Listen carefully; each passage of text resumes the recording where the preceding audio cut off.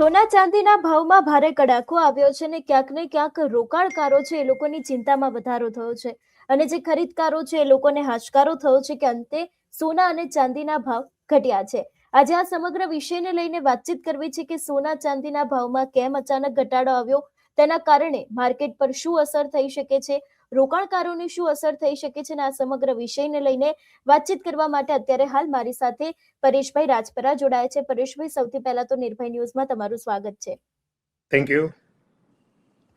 પરેશભાઈ, જે રીતે સોના અને ચાંદીના ભાવમાં અચાનક જ ઘટાડો નોંધાયો છે, ક્યાંક રોકાણકારો છે એ લોકોનું થોડુંક ટેન્શન વધ્યું છે, તેની સાથે ખરીદકારો છે કે જે લોકોના ઘરે પ્રસંગ આવતો હોય અથવા તો પછી એ લોકો સોનાની અંદર ઇન્વેસ્ટ કરતા હોય છે, એ લોકો માટે ક્યાંક રાહતના સમાચાર કહી શકાય. પણ આજે અચાનક ઘટાડો નોંધાયો છે, એની પાછળનું કારણ શું હોઈ શકે છે?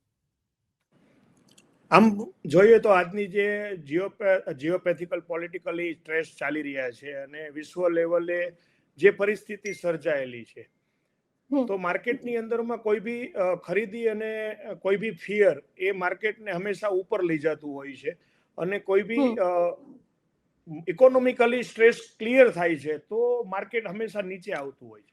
આ બે જ બંધારણો કામ કરતા હોઈએ છે. પણ જ્યારે આજના લાસ્ટ 2 દિવસની જે પરિસ્થિતિ છે, આ પરિસ્થિતિની અંદરમાં ઘણી એકી સાથે બનેલી બાબતો છે જેને લઈને એક અચાનક બદલાવ આવ્યો છે. જેમાંનો એક મોટામાં મોટો સબ્જેક્ટ છે કે અમેરિકન અને જે એક વર્લ્ડ વોર ને જે કંઈ ઇન્ટરનલ વોર ને જે કંઈ ચાલી રહ્યું છે એને લઈને કોઈ સારા સમાચાર કે સારા સમાધાન થઈ શકે એવી શક્યતાઓ દેખાયેલી છે.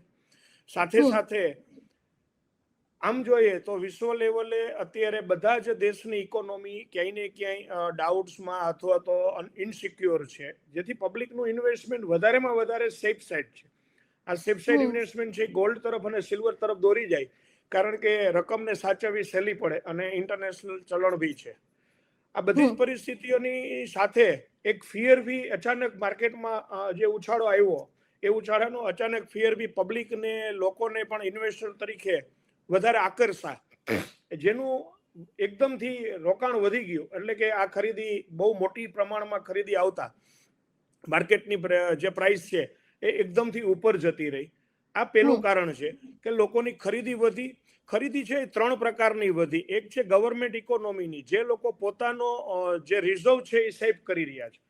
બીજું છે ઇન્ડસ્ટ્રીઝની, તો ઇન્ડસ્ટ્રીઝને બી ક્યાંય ને ક્યાંય મેટલની રિક્વાયરમેન્ટ છે. અને ત્રીજું છે પબ્લિકની, જે તમે કીધું કે કોઈના પ્રસંગ આવે છે, કોઈની જરૂરત છે. બિલકુલ. તો આ બધી જ જરૂરિયાતોને પૂરી કરવા માટે આજે ખરીદીનો ભાવ આવ્યો. પણ એની સાથે બી કોઈ એક એક્સચેન્જ કામ કરે છે, કોઈ માર્કેટ કામ કરે છે, જે છે પબ્લિક અને એક્સચેન્જની વચ્ચે એક વ્યવહાર હોય છે.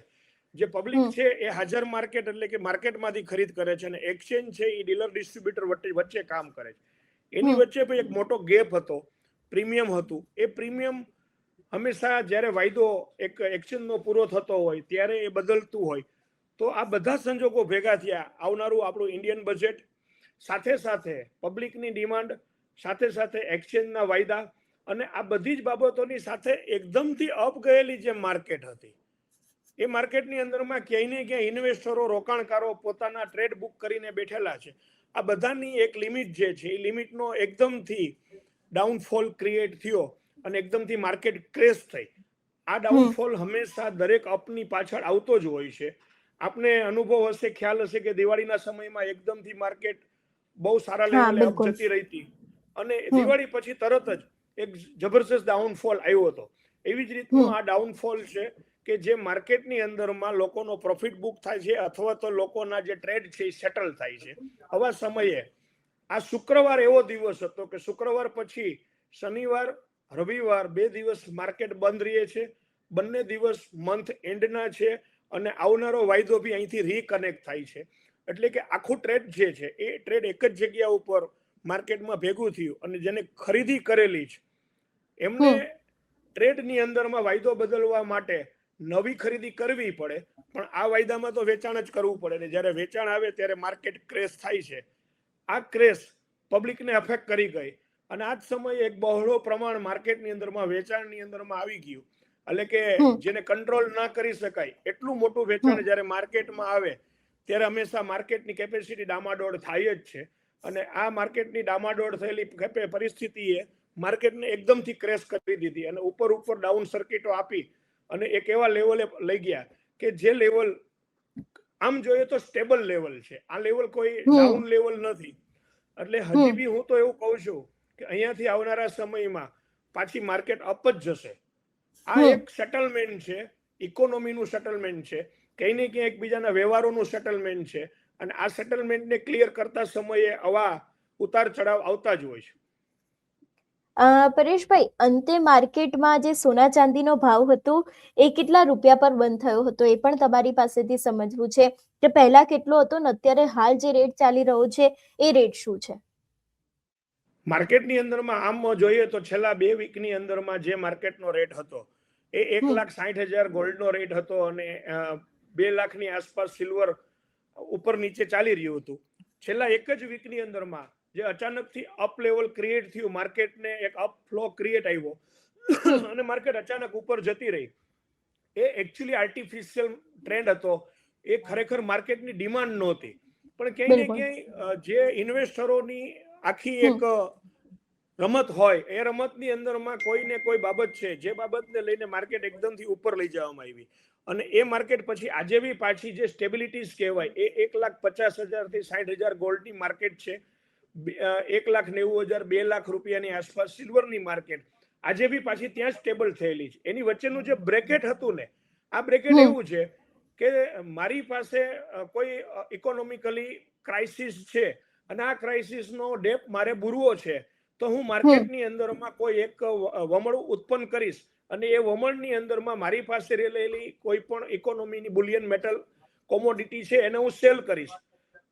આ સેલ જ્યારે હું કરીશ ત્યારે મારું બલ્ક સેલ જ હશે, એટલે માર્કેટ ક્રેશ થશે જ અને માર્કેટ ક્રેશ થશે એટલે ડાઉન રેટથી પાછી જો હું એ જ કોમોડિટીને બાય કરું તો એ વચ્ચેનો જે બ્રેકેટ છે ને મારો પ્રોફિટ બને, એટલે કે મારી ડેપ્ટ જે છે, મારી ખાધ જે હતી એ પૂરાઈ ગઈ. આ વર્લ્ડ ઇકોનોમીની ગેમ છે કે હર વખતે વર્લ્ડ ઇકોનોમીને જ્યારે પણ કોઈ ડેપ્ટ ક્રિએટ થાય છે તો એ ડેપ્ટને ભરપાઈ કરવા માટે એ માર્કેટની સાથે અને પબ્લિકની સાથે આવી ગેમ હંમેશા કરતું હોય છે. બિલકુલ.